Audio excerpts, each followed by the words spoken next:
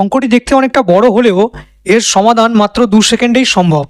এখানে প্রশ্নটিতে বলা হয়েছে দুটি সংখ্যার যোগফল ও বিয়োগফল যথাক্রমে 135 ও 21 হলে সংখ্যা দুটির বর্গের পার্থক্য কত হবে। এখানে প্রথমেই বলা হয়েছে যোগফল। আমি যদি একটা সংখ্যা এ আর একটি সংখ্যা বি ধরি, তাহলে এ প্লাস বি সমান কত পাবো? 135 যোগফল বলেছে। আর এ মাইনাস বি যদি বিয়োগ করি কত পাবো? 21 বলে দিয়েছে। আমাকে প্রশ্নে উত্তর কি বার করতে বলেছে? দুটি সংখ্যার বর্গের পার্থক্য কত হবে। মানে যদি একটা সংখ্যা এ হয় তাহলে এ স্কোয়ার মাইনাস বি স্কোয়ার, মানে এটা যদি বড় আর এটা যদি ছোট হয়, এই সংখ্যাটির বর্গ থেকে ছোট সংখ্যাটির বর্গ যদি বিয়োগ করা যায় তাহলে কত আমি এখানে পাবো। এখন বীজগণিতের যে সূত্র আছে এ স্কোয়ার মাইনাস বি স্কোয়ার, সেই সূত্র অনুযায়ী আমি কি লিখতে পারি?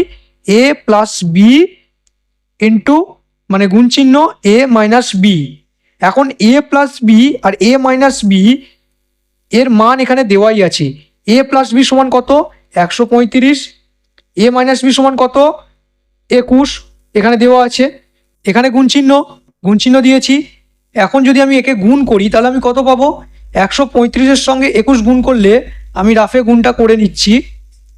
135 একে 135, 135 দুগুণে 270, 5, 3, 8, 2।